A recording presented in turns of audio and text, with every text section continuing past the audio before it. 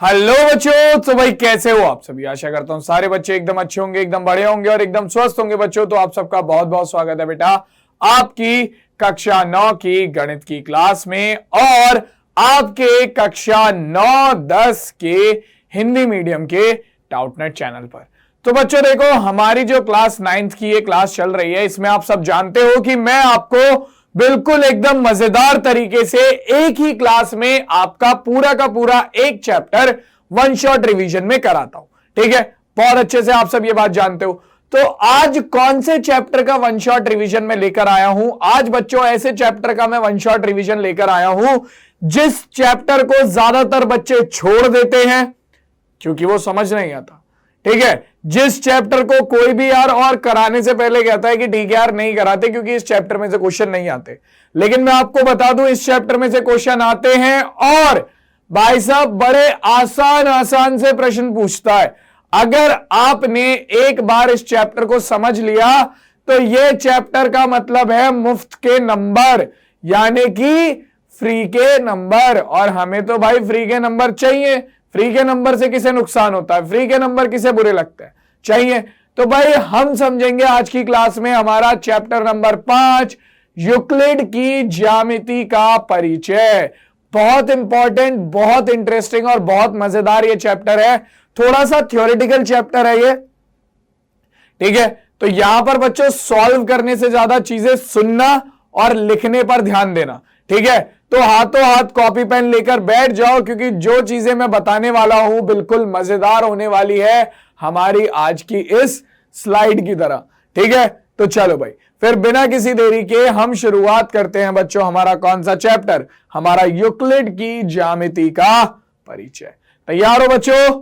तो चलो भाई फिर शुरू करते हैं। तो बच्चों देखो, यूक्लिड की ज्यामिति का परिचय जो है इसमें हमारे पास बात करें तो कुल मिलाकर 3 टॉपिक है। अगर मैं देखूं तो कौन कौन से? सबसे पहला यूक्लिड की परिभाषाएं, मतलब कि जो यूक्लिड थे उन्होंने कुछ परिभाषाएं दी, कुछ चीजें बताई कि भाई ये परिभाषाएं आपकी हमने दे दी हैं, अब आपको इनके बारे में बात करने की कोई जरूरत नहीं है, आपको यही मानना है जो परिभाषाएं हमने दी हैं।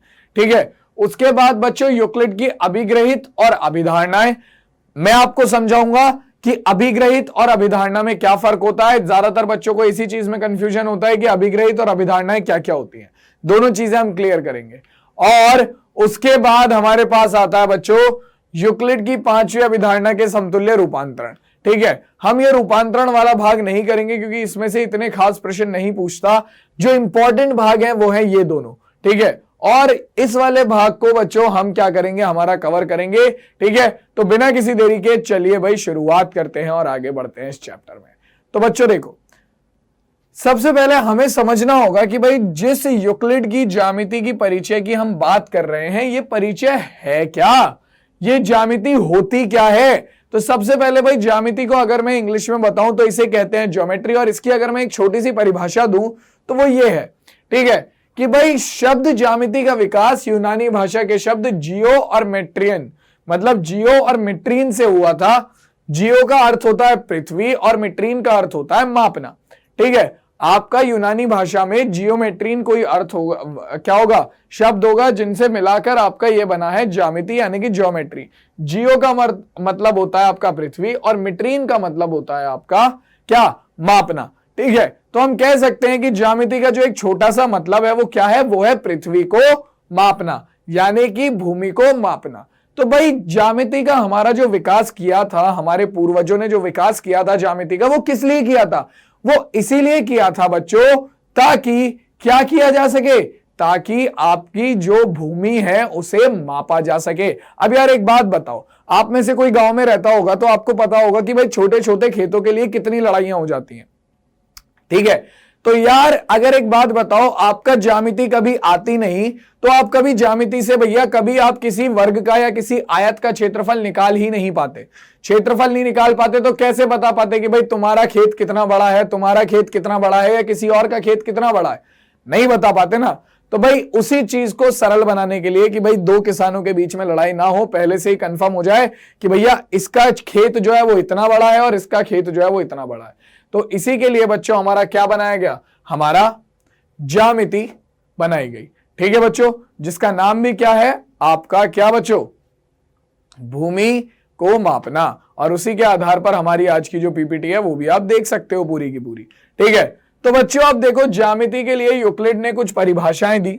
ठीक है, तो हम एक एक करके इन परिभाषाओं पर चलेंगे और अच्छे से समझेंगे कि ये परिभाषाएं क्या है। बहुत इंपॉर्टेंट है बच्चों कि हम इन परिभाषाओं को समझें। तो बिना किसी देरी के चलो भाई चलते हैं सीधा परिभाषाओं की तरफ। तो भाई यहां पर हमारे सामने 4 परिभाषाएं आई हैं। सबसे पहली परिभाषा है बिंदु की। ठीक है, तो भाई बिंदु क्या होता है? एक बिंदु वह पॉइंट है जिसका कोई भाग नहीं होता। मतलब कि यार बिंदु एक ऐसा समझ सकते हो आप, बिंदु को इस तरीके से समझ सकते हो कि भाई अस्तित्व ही नहीं है उस चीज का। बिंदु हमारी क्या है? एक विमाहीन आकृति होती है बच्चों। अगर मैं बात करूं तो बिंदु हमारा कुछ नहीं है। बिंदु एक हमारी क्या होती है? बिंदु हमारी एक विमाहीन आकृति होती है। ना तो जैसे कि मान लो मैंने यहां बना दिया, अब ना तो इसकी कोई लंबाई होती है, ना चौड़ाई होती है, ना ऊंचाई होती है, इसीलिए हम कहते हैं कि ये हमारी विमाहीन आकृति है। ठीक है, तो बिंदु हमारा क्या हो गया भाई? बिंदु समझ में आ गया क्या होता है? एक बिंदु वह है जिसका कोई भाग नहीं होता, यानी कि ना उसकी लंबाई होती, ना चौड़ाई होती, ना ऊंचाई होती। ठीक है, इसके बाद रेखा की परिभाषा है। रेखा हमारी क्या है? एक चौड़ाई रहित लंबाई होती है। मतलब कि आप मान लो ये लंबाई, अब देखो यहां पर मैंने ये बनाया, ठीक है, तो इसमें क्या है? इसमें एक लंबाई है और एक चौड़ाई है ना। लेकिन अगर मैं क्या करूं, एक चौड़ाई रहित लंबाई बना दूं, मतलब बस क्या बनाऊं? एक लंबाई बनाऊं इस तरीके से। ये क्या है? इसमें कोई चौड़ाई नहीं है, सिर्फ क्या है बच्चों? लंबाई है। तो ये हमारा क्या हो गया? यही हमारी रेखा होती है। ठीक है, अब बच्चों क्या कह रहा है? एक रेखा के सिरे हमारे बिंदु होते हैं। आप देख सकते हो जो रेखा है इसके जो सिरे होंगे आखिरी वाले, ये आपके हमेशा क्या होते हैं? ये आपके बिंदु होते हैं।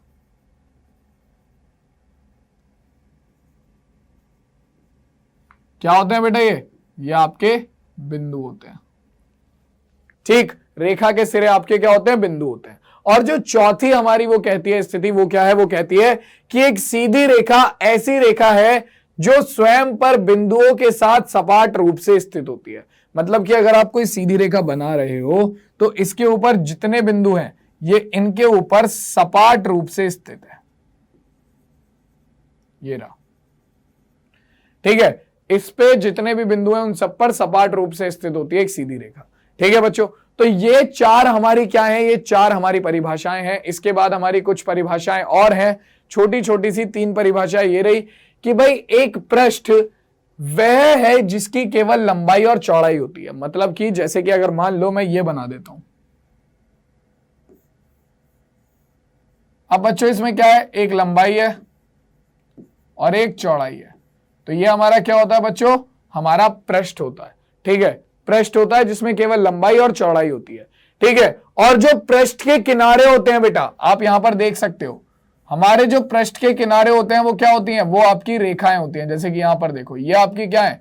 ये आपकी रेखाएं हैं। तो किसी भी पृष्ठ के जो किनारे होंगे वो रेखाएं होती हैं। और हम जान चुके हैं बच्चों कि रेखाओं के किनारे क्या होते हैं? रेखाओं के किनारे हमारे बिंदु होते हैं। ध्यान रखना, पृष्ठ के किनारे रेखाएं होती हैं और रेखाओं के किनारे आपके बिंदु होते हैं। क्लियर हो गई ये बात? मैंने पहले ही कहा था बच्चों ये जो भाग है थोड़ा थ्योरेटिकल होगा, तो आपको लिखना और समझना थोड़ा ज्यादा पड़ेगा। ठीक है, कैलकुलेशन करने से। ठीक, अब बच्चों क्या कह रहा है कि एक समतल पृष्ठ ऐसा पृष्ठ है जो स्वयं पर सीधी रेखाओं के साथ सपाट रूप से स्थित होता है। मतलब कि एक पृष्ठ अगर मैं यहां पर बना रहा हूं तो ये एक ऐसा समतल पृष्ठ होगा बच्चों जो इसकी सीधी रेखाओं के साथ सपाट रूप से स्थित होगा। ठीक है, तो ये हमारी कुल 4 परिभाषाएं थी बच्चों जो यूक्लिड ने दी। ठीक है, अब ये 4 परिभाषाएं देने के बाद यूक्लिड ने कहा कि मैं कुछ कथन, भाई यूक्लिड ने कह दिया कि मैं कुछ कथन ऐसे मान रहा हूं जिन्हें आपको सत्यापित करने की कोई जरूरत नहीं है। मतलब कि यूक्लिड ने बच्चों कुछ कथन ऐसे माने जिन्हें प्रूफ करने की कोई जरूरत नहीं होती। अब वो कथनों को 2 भागों में बांटा गया। कौन कौन सा? एक तो थे अभिग्रहित और दूसरे थे हमारे अभिधारणा। ठीक है, कौन कौन से? अभिग्रहित और अभिधारणा। तो बच्चों अब अभिग्रहित और अभिधारणा में क्या फर्क होता है ये भी समझ लें जरा। तो बच्चों देखो, जो हमारी यूक्लिड की अभिग्रहित थी उनके बारे में अगर हम बात करें तो ये बच्चों स्पेशली आपके जो मैंने कहा कि भाई यूक्लिड ने कुछ कथन माने और उन्हें कह दिया कि इन्हें प्रूव करने की जरूरत नहीं है, तो यानी कि इन कथनों को अभिग्रहित और अभिधारणा में बांट दिया गया।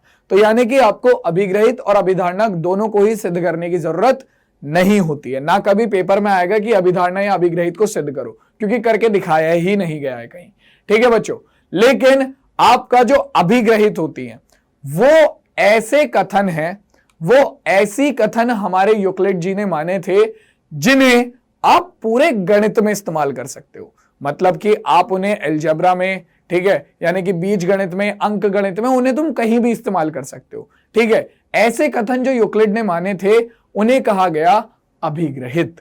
ठीक है, और बच्चों बाकी के जो कथन थे वो केवल और केवल ज्यामिति के अंदर इस्तेमाल हो सकते थे। किसके अंदर? केवल और केवल ज्यामिति के अंदर इस्तेमाल हो सकते थे। तो इसीलिए उन कथनों को क्या कहा गया? उन कथनों को कहा गया भैया अभिधारणा। तो बच्चों आज की क्लास का मेन टॉपिक यही है हमारा, क्या? अभिग्रहित और अभिधारणा। अगर आपने ये समझ लिया तो भाई समझ लो इस पूरे चैप्टर से खेल जाओगे। ठीक है, अभिग्रहित और अभिधारणा अगर समझ लिया तो पूरे के पूरे चैप्टर से खेल जाओगे। ठीक, तो बिना किसी देरी के चलो भाई अब चलते हैं सबसे पहले यूक्लिड की अभिग्रहित के ऊपर। तो बच्चों सबसे पहली जो हमारी अभिग्रहित यूक्लिड ने दी उसमें कहा कि वे वस्तुएं जो एक ही वस्तु के बराबर होती हैं आपस में बराबर होती है, यानी कि परस्पर बराबर होती हैं। मतलब कि जैसे आप इस तरीके से समझने की कोशिश करो कि जो राम की आयु है वो श्याम की आयु के बराबर है। मतलब जो राम की उम्र है वो श्याम की उम्र के बराबर है। ठीक है, और जो श्याम की उम्र है वो सीमा की उम्र के बराबर है। देखो भाई इसे इस तरीके से समझो, राम की उम्र बराबर है श्याम की उम्र के। ठीक है, और जो हमारा श्याम है इसकी उम्र बराबर है सीमा की उम्र के। ठीक है, तो भैया इस अभिग्रहित के अनुसार आपका वे वस्तुएं जो एक वस्तु के बराबर हो परस्पर बराबर होती हैं। अब बच्चों आप यहां पर देख सकते हो आपके दोनों ही राम और सीमा दोनों की आयु श्याम के बराबर है। तो इसका मतलब क्या है बच्चों? इसका मतलब यह है कि आपकी ये दोनों आपस में भी बराबर होंगी, यानी कि परस्पर भी बराबर होंगी, यानी कि राम की आयु बराबर होगी सीमा की आयु के। ठीक है, ये है हमारी यूक्लिड की पहली अभिग्रहित। ठीक है, कहने का मतलब यह है कि अब अगर हमारा a जो है वो बराबर है x के और b जो है वो भी बराबर है x के, तो इसका मतलब क्या है बच्चों कि a और b दोनों x के बराबर हैं। इसका मतलब a और b दोनों आपस में भी बराबर होंगे। ये सिंपल से बच्चों दो उदाहरण हैं जो कि आप समझ सकते हो आराम से। ठीक है, और देख सकते हो। ठीक, क्लियर हो गया? तो ये है आपकी सबसे पहली अभिग्रहित जो कि कहती है कि अगर भैया कोई दो चीजें या कितनी भी चीजें आपका किसी एक वस्तु के बराबर हैं तो वो सब परस्पर बराबर होंगी।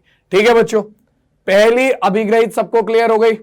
जल्दी से बताओ, कमेंट सेक्शन में थम्स अप आ जाना चाहिए तुरंत के तुरंत। सारे बच्चे कमेंट सेक्शन में थम्स अप लाएंगे भाई।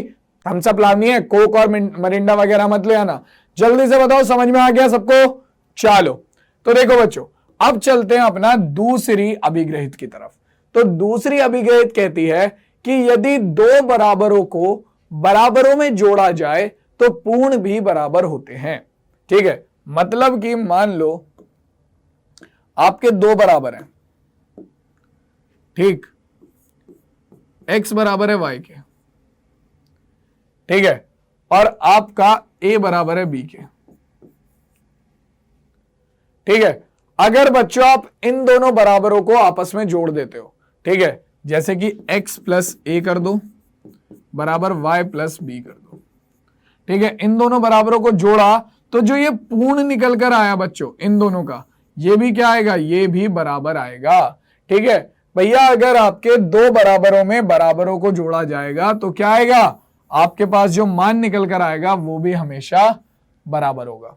ठीक है, इसके बाद बच्चों सेम इस वाली प्रमेय का, इस वाली अभिग्रहित का उल्टा, जो कि कहता है कि अगर दो बराबरों में से बराबरों को घटाया जाए तो शेषफल भी बराबर आता है। ठीक है बच्चों, क्लियर हो गई बात? बिल्कुल ऊपर वाली अभिग्रहित का उल्टा है ये, समझ में आ गया? चलो, इसके बाद है बच्चों कि वे वस्तुएं जो परस्पर संपाती होती हैं आपकी बराबर होती हैं। जैसे कि मान लो आपके पास एक रेखा है ए बी, और बच्चों इसके ऊपर एक और रेखा है सी डी। ये दोनों रेखाएं बच्चों संपाती हैं, तो इस अभिग्रहित के अनुसार ए बी हमारा जो है वो सी डी के बराबर होगा। कि भैया जो दो संपाती हमारी वस्तुएं होती हैं वो आपस में क्या होती हैं? परस्पर बराबर होती हैं। ठीक है, तो ये हो गई आपकी चौथी अभिग्रहित।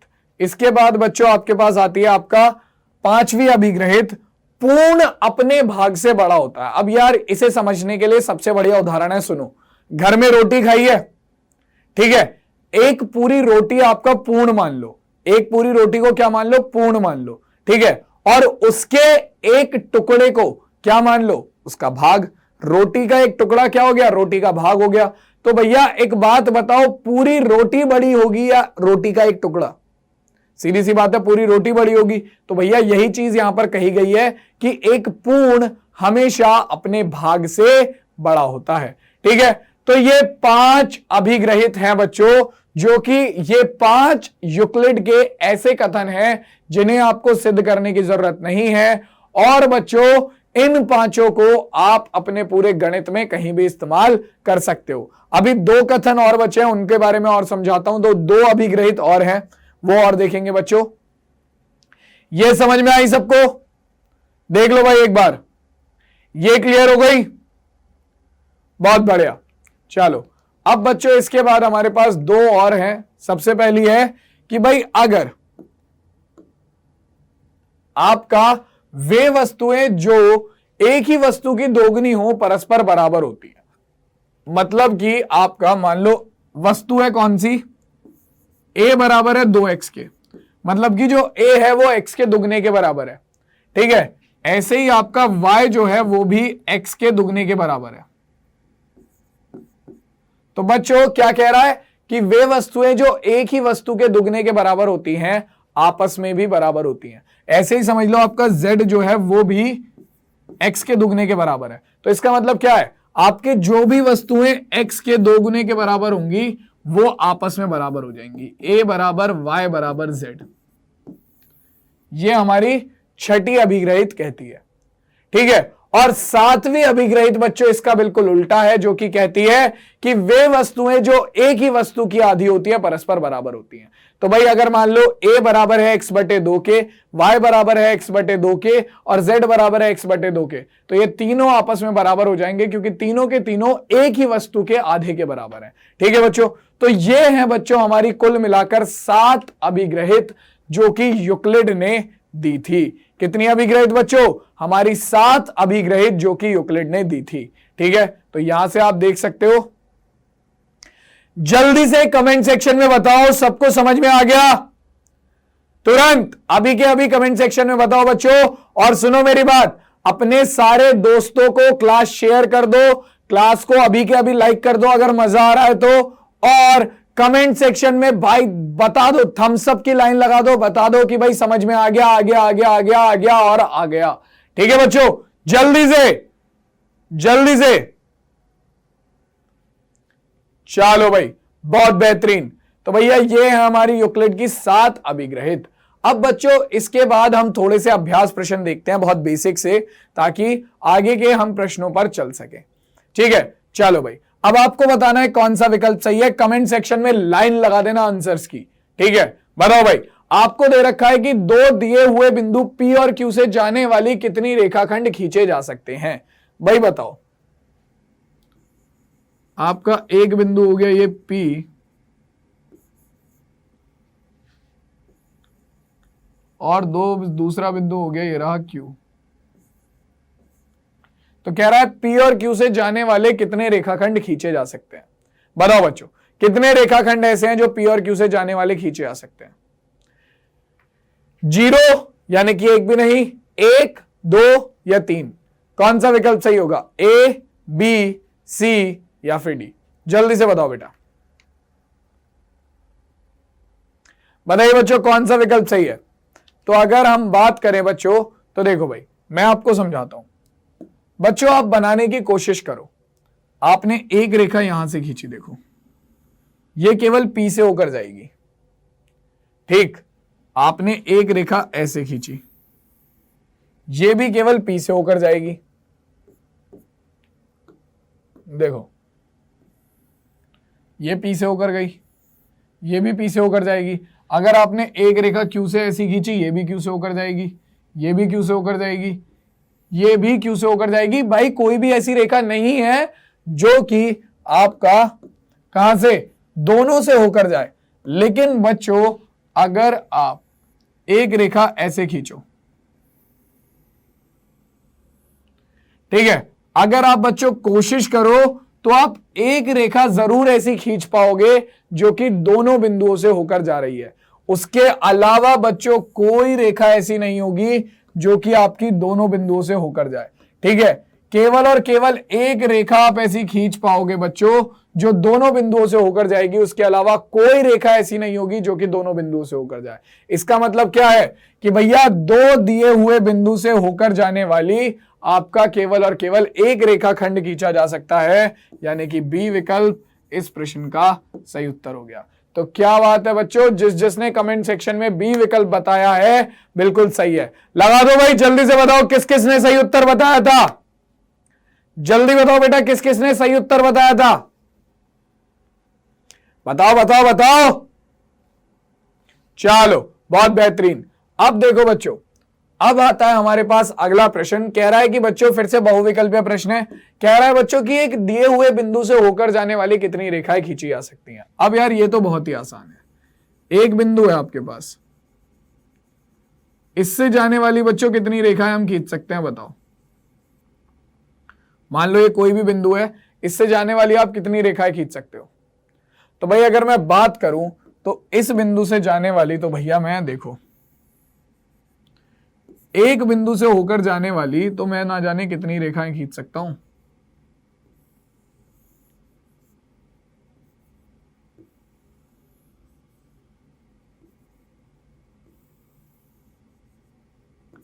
जितनी आप कहोगे उतनी रेखा खींच जाएंगी एक बिंदु से जाने वाली। ये देखो, ये देखो,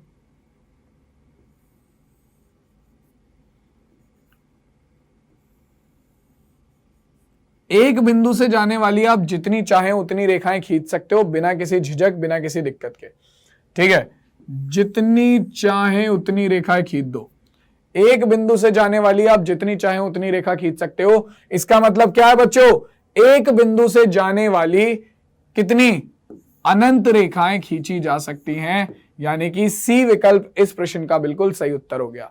तो जिस जिस बच्चे ने भी सी विकल्प लगाया था भाई बिल्कुल सही उत्तर था तुम्हारा, ठीक है। जिस भी बच्चे ने सी विकल्प लगाया था बिल्कुल सही उत्तर था, ठीक है भाई। तो जरा आप कमेंट सेक्शन में जल्दी से बता दो, जितना कुछ अभी तक पढ़ाया है वो सबको समझ में आ गया? जल्दी बताओ बेटा, लाइन लगा दो कमेंट सेक्शन में भाई। कमेंट्स की रुकनी नहीं चाहिए, कमेंट्स तुरंत। और जितने भी बच्चे देख रहे हैं तुरंत इस क्लास को लाइक करो, चैनल को सब्सक्राइब करो और अपने दोस्तों को भेजो भाई। उन्हें भी दिखाओ कि तुम कितनी बेहतरीन जगह पर पढ़ाई कर रहे हो, तुम्हें कितने बेहतरीन तरीके से पढ़ाया जा रहा है, ठीक है। तुम्हें कितना बेहतरीन कंटेंट दिखाया जा रहा है, ठीक है।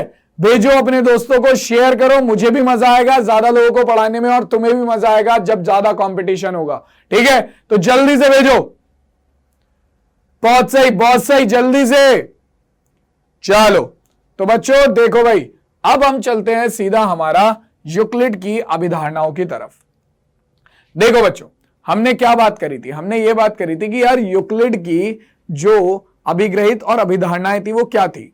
यूक्लिड ने कुछ ऐसे कथन माने थे जिन्हें सत्यापित करने की जरूरत नहीं थी, मतलब इन्हें सिद्ध करने की कोई जरूरत नहीं थी। यूक्लिड ने पहले ही कह दिया कि भैया ये कथन ऐसे हैं जिन्हें आपको सिद्ध करने की जरूरत नहीं पड़ेगी, ठीक है। उनने क्या करा भैया, इन कथनों को दो तरीके के कथनों में बांट दिया। एक अभिग्रहित जो कि आप पूरे गणित में कहीं भी इस्तेमाल कर सकते हो, और दूसरों को केवल अपना ज्यामिति के लिए बचाकर रख दिया, जिन्हें कहा जाता है हमारा अभिधारणाएं। तो बच्चों यूक्लिड के वह कथन जिन्हें केवल और केवल ज्यामिति में इस्तेमाल किया जाता है, अभिधारणाएं कहलाती हैं। ठीक है बच्चों, अब अभिधारणाएं हमारी कितनी है? तो बच्चों देखो, कुल मिलाकर हमारी 5 अभिधारणाएं हैं यूक्लिड की। एक एक करके सारी अभिधारणाएं पढ़ेंगे। ठीक है, सारी अभिधारणाएं समझाऊंगा, बहुत ध्यान से देखना और समझते हुए चलना।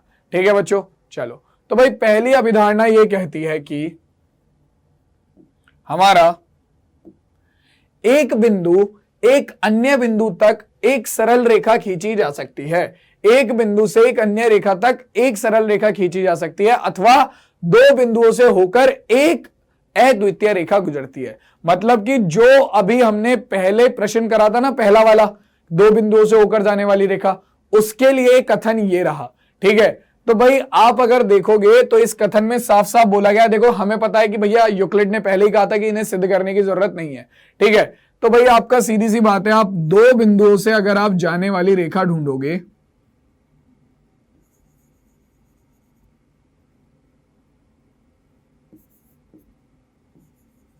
आप अगर दो बिंदुओं से जाने वाली रेखा ढूंढोगे तो भाई ऐसी केवल और केवल बच्चों आप एक ही रेखा खींच पाओगे। ठीक है, दो बिंदुओं से जाने वाली केवल और केवल आप एक ही रेखा खींच पाओगे। इसके अलावा आप जितनी रेखाएं खींचने की कोशिश करोगे वो सब बच्चों आपके बिंदुओं से दूर हो जाएंगी।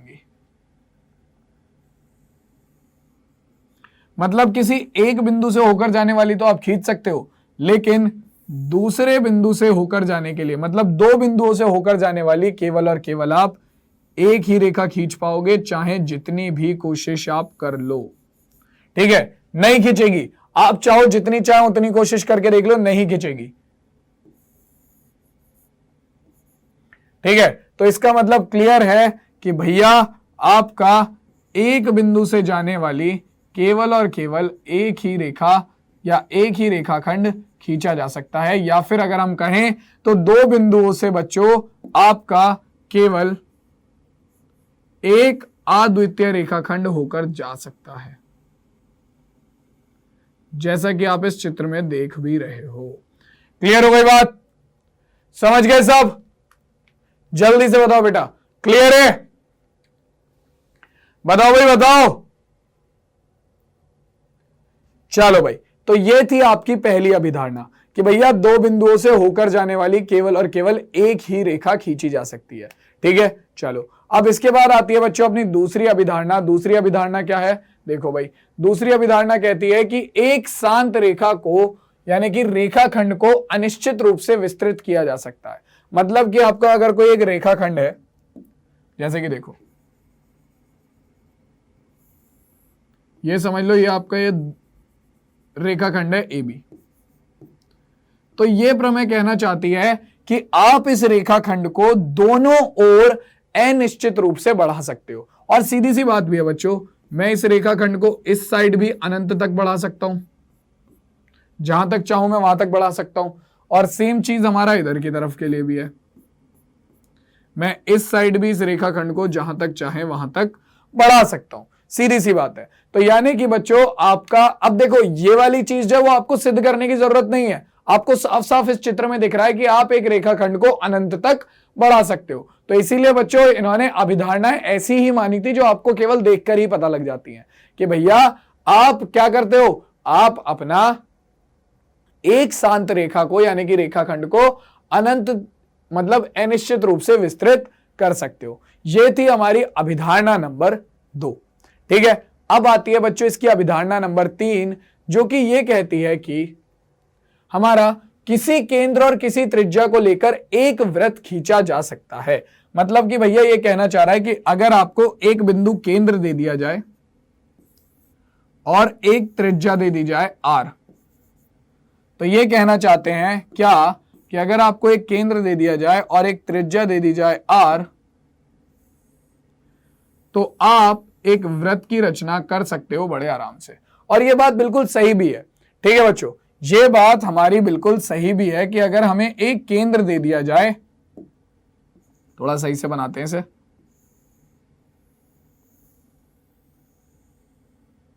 ठीक है, एक केंद्र दे दिया जाए अगर हमें O, और क्या दे दिया जाए बच्चों, एक त्रिज्या दे दी जाए R, तो हम आराम से एक वृत्त की रचना कर सकते हैं। ठीक है, और यही हमारी यह अभिधारणा कहती है कि भैया अगर आपको एक केंद्र दे दें, एक त्रिज्या दे दें, तो आप लोग आराम से एक वृत्त की रचना कर सकते हो। और इससे ज्यादा हमें कुछ चाहिए भी नहीं होता वृत्त की रचना करने के लिए। एक बिंदु चाहिए जिसे केंद्र मान सकें, और एक त्रिज्या चाहिए जिसे हम प्रकार में भर के अपना वृत्त की रचना कर सकते हैं, है ना। चलो भाई, ये पॉइंट भी क्लियर हो गया। अभिधारणा नंबर 3 भी हमारी क्लियर हो गई। अब अभिधारणा 4 कहती है, ये बढ़िया अभिधारणा है बच्चों और बहुत सिंपल भी है, कि सभी समकोण एक दूसरे के बराबर होते हैं। अब मान लो एक कोण है आपके पास,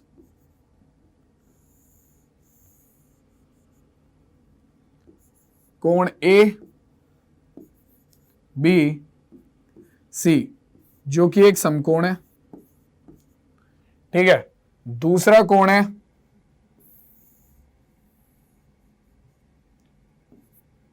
कोण ई एफ और जी। ठीक है, ये भी हमारा एक समकोण है, यानी कि 90 डिग्री है। ठीक है, और हमारा एक समकोण है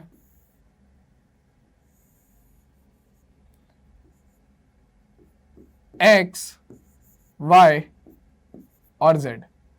ये भी बच्चों हमारा क्या है, ये भी हमारा समकोण है। ठीक है, तो भाई इस अभिधारणा के अनुसार आपके जितने भी समकोण होते हैं वो सब आपस में बराबर होते हैं। और सीधी बात भी है, बराबर होंगे भी भाई, क्यों बराबर नहीं होंगे। यहां पर आपका कोण ए बी सी, कोण ई एफ जी और आपका कोण एक्स वाई जेड, तीनों बिल्कुल बराबर होंगे। ठीक है, आपका A B C, E F G और एक्स वाई जेड तीनों बिल्कुल बराबर होंगे। ठीक है, क्यों बच्चों, क्योंकि एक सीधी बात है, समकोण का मान कितना होता है, समकोण हमारा 90 डिग्री का होता है। अब जब सारे कोण 90 डिग्री के ही हैं तो इसका मतलब वो बराबर भी होंगे। तो बच्चों ये है हमारी चौथी अभिधारणा, जो कि कहती है कि भैया आपके सभी समकोण कैसे होते हैं, सभी समकोण आपके समान होते हैं। ठीक है, देख लो भाई एक बार, क्लियर है। चलो अब देखो बच्चों, अब हम चलते हैं यूक्लिड की 5वीं और आखिरी अभिधारणा की तरफ। ये क्या कहती है, ये कहती है कि अगर हमारा यदि एक सीधी रेखा दो सीधी रेखाओं पर गिरकर अपने एक ही ओर के दो अंतः कोणों को इस प्रकार बनाए कि इन दोनों कोणों का योग मिलकर दो समकोण से, मतलब देखो भाई, दो समकोण का मतलब क्या होता है, समकोण होता है हमारा 90 डिग्री। तो बच्चों मैं बता देता हूं, दो समकोण का मतलब होता है आपका, ये हो गया 2 गुणा 90 डिग्री। ठीक है, तो दो समकोण का मतलब होता है आपका 2 गुणा 90 डिग्री मतलब 180 डिग्री। तो भाई कहने का मतलब यह है कि अगर आपका इस प्रकार गिरे कि इन दोनों कोणों का योग जो है वो दो समकोण यानी कि 180 डिग्री से कम हो, तो वे दोनों सीधी रेखाएं अनिश्चित रूप से बढ़ाने पर उसी ओर आकर मिलती हैं आपस से जिस ओर यह योग दो समकोण का मतलब यहां पर भी लिख देता हूं मैं, 180 डिग्री से कम होता है। बच्चों इस चीज को समझने के लिए हम चित्र का इस्तेमाल करेंगे, ज्यादा अच्छे से समझ पाएंगे। देखो भाई, आपका मान लो दो रेखाएं हैं, ठीक है, ये हो गया आपका ए बी सी डी। ठीक है, और कोई एक रेखा है जैसा कि इस प्रमेय में बोला गया है जो कि इन दोनों रेखाओं के ऊपर गिर रही है। मान लो ये रेखा हो गई अपनी ई एफ, जो कि हमारी दोनों रेखाओं को किस पर काट रही है बच्चों, एक्स वाई पर काट रही है। ठीक है, तो बच्चों ये कहना चाहती है प्रमेय कि भाई अगर ये रेखा इस तरीके से गिरे कि इसके एक ओर के अंतः कोणों का जो योग है वो क्या हो, दो समकोण यानी कि 180 डिग्री से कम हो। मान लो बच्चों ये इस तरीके से गिरी कि इसका जो ये वाला कोण था ये बन गया बच्चों कितना अपना 50 डिग्री का, और ये वाला जो कोण था ये बन गया आपका 110 डिग्री का। ठीक है, तो इन दोनों कोणों का योग अगर मैं लूं तो क्या आएगा भाई, देखो कोण AYX प्लस कोण CXY, ठीक है। तो ये हो गया 50 डिग्री प्लस 110 डिग्री, 50 डिग्री और 110 डिग्री कितना हो गया, 160 डिग्री। अब बच्चों देखो ये जो है वो आपका दो समकोण का मतलब मैं पहले ही बता चुका हूं, यानी कि 180 डिग्री से कम है, ठीक है, 180 डिग्री से कम है, ठीक। तो बच्चों इस अभिधारणा के अनुसार जिस तरफ ये जो कोण है, जिस तरफ इन कोणों का योग 180 डिग्री से कम है, उसी तरफ की रेखाओं को आगे बढ़ाने पर वो रेखाएं एक दूसरे को काटती हैं। मतलब कि अगर मैं इसे हटा दूं यहां से, हम देख तो चुके हैं कि भैया इनका योग 160 डिग्री आ रहा है जो कि 180 डिग्री से कम है, यानी कि दो समकोण से कम है। तो बच्चों इन्हें आगे बढ़ाने पर ये दोनों रेखाएं एक दूसरे को, पहले ही बोला है अनिश्चित रूप से आगे बढ़ानी है, कहीं ना कहीं जरूर काटेंगी। अब जैसे कि देख लो ये यहां काट दिया इन्होंने, ठीक है। आप अगर इन्हें इस साइड आगे बढ़ाओगे ना तो ये कभी नहीं काटेंगे एक दूसरे को, ये कभी नहीं काटेंगे एक दूसरे को, इनके बीच की दूरी हमेशा बढ़ती जाएगी। लेकिन जिस साइड आपका जो गिरी हुई रेखा है उसके अंतः कोणों का योग 180 डिग्री से कम है, उस साइड अगर आप रेखाओं को बढ़ाते हो तो वो रेखाएं एक दूसरे को कहीं ना कहीं आगे जाकर जरूर काटेंगी, ठीक है। ये हमारी पांचवी अभिधारणा है जो कि यूक्लिड की कहती है, ठीक है। और आई होप कि आपको इस चित्र से ये चीज अच्छे से क्लियर हो भी गई होगी, ठीक है बच्चों। तो भाई अब देखो अभी तक हमने 7 अभिग्रहित पढ़ लिए, 5 अभिधारणा पढ़ ली है, ठीक है। और मुझे लगता है कि अब तक हर एक बच्चे को क्लियर हो गया होगा अभिग्रहित अभिधारणा में क्या फर्क है। अभिग्रहित आपके वे कथन हैं यूक्लिड के जो केवल और केवल पूरे के पूरे गणित के लिए इस्तेमाल होते हैं, ठीक है। और अभिधारणा वो कथन है जो केवल और केवल आपका ज्यामिति के लिए इस्तेमाल होती है, ठीक है। अब बच्चों देखो इन पर आधारित कुछ प्रश्न देख लेते हैं। जैसे कि आपको पहला प्रश्न दिया हुआ है क्या, कि यदि ए बी और सी एक रेखा पर स्थित 3 बिंदु है, ठीक है, और बी जो है वो बिंदु ए और सी के बीच में स्थित है, तो सिद्ध कीजिए कि A B plus B C बराबर होगा ए सी के, ठीक है भाई। मान लो ये एक रेखा है ए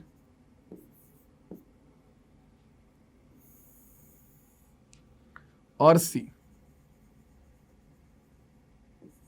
ठीक है। हमसे बोला गया है कि बिंदु बी जो है वो कहीं इनके बीच में स्थित है, ये रहा, मान लो यहां पर स्थित है, कहीं भी हो सकता है, बिंदु बी ये रहा, ठीक है। अब बच्चों आप ध्यान से देखो, अगर मैं बात करता हूं किसकी, यहां A B plus A C, A B plus B C, sorry A B plus B C हमारा क्या है। आप ध्यान से देखो A B plus B C जो है, बी सी तथा ए सी समपाती हैं। समपाती का मतलब बच्चों ये दोनों एक दूसरे के बिल्कुल ठीक एक दूसरे के ऊपर आ रही हैं, ठीक है, समपाती हैं, ठीक। कैसे समपाती हैं, ध्यान से देखो बच्चों, आपका ए बी, तो ये रहा ए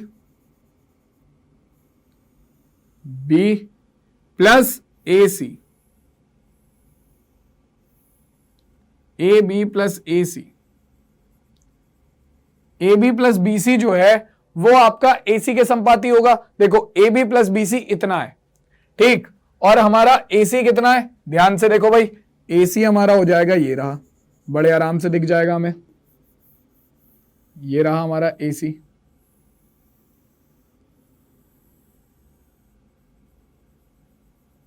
ये रहा। तो ये दोनों आपस में क्या है बच्चों, बिल्कुल संपाती हैं। क्या है बेटा, ये दोनों आपस में बिल्कुल संपाती हैं। और हमने अभिग्रहित पढ़ी थी, कौन सी, हमारी अभिग्रहित लगभग नंबर 4 थी शायद, ठीक है। एक बार देख लेते हैं, अभिग्रहित नंबर 4 थी वैसे मुझे ध्यान है, ठीक है। वो क्या कहती है, वो ये कहती है कि अगर हमारा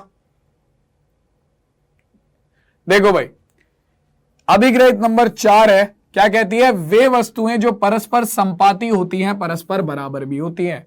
ठीक है, तो भाई अब हम क्या लिखेंगे यहां पर हमारे इस प्रश्न में? यहां पर हम लिखेंगे सिंपल सा, क्या बेटा, कि भाई देखो यहां A B plus B C जो है वो ए सी के संपाती है, तब अभिग्रहित 4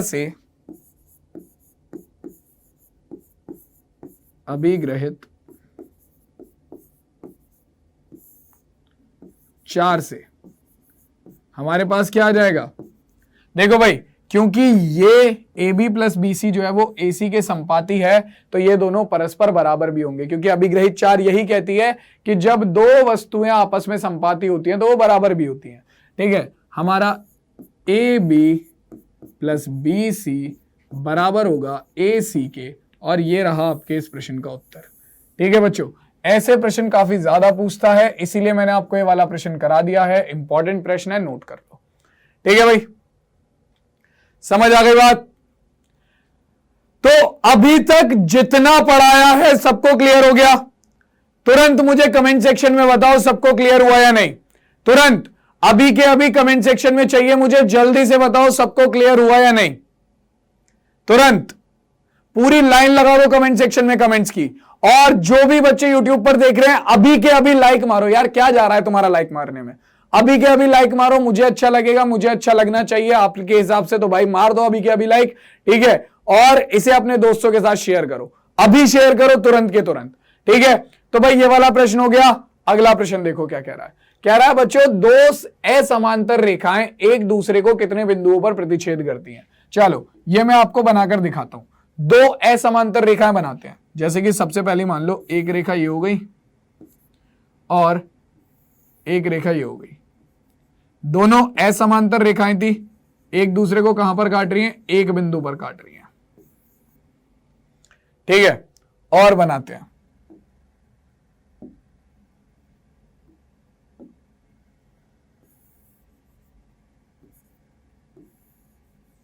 ये रही दो रेखाएं, दोनों असमांतर रेखाएं थी, एक दूसरे को कितने बिंदु पर काट रही हैं? एक बिंदु पर काट रही हैं। ठीक है, फिर से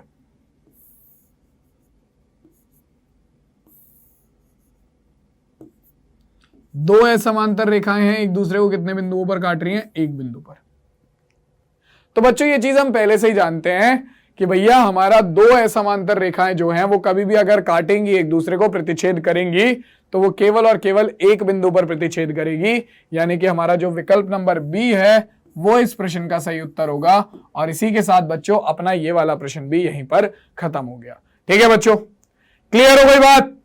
तो बच्चों मुझे जल्दी से बताओ भाई कमेंट सेक्शन में, आज की क्लास में जो मैंने आपको यूक्लिड की ज्यामिति का परिचय समझाया, जो चैप्टर समझाया, वो सबको अच्छे से क्लियर हो गया? सबको समझ में आया? नहीं सच सच बताना बेटा। क्लियर हो गया ना? पास तो यही चाहिए था। आई होप आपको मजा आ गया होगा, सारी चीजें अच्छे समझ में आ गई होंगी, किसी को कोई डाउट नहीं बचा होगा। ठीक है बच्चों, तो भाई देखो मैं तो बस आप लोगों से इतना ही कहूंगा, मैंने आज का चैप्टर पूरा करा दिया है।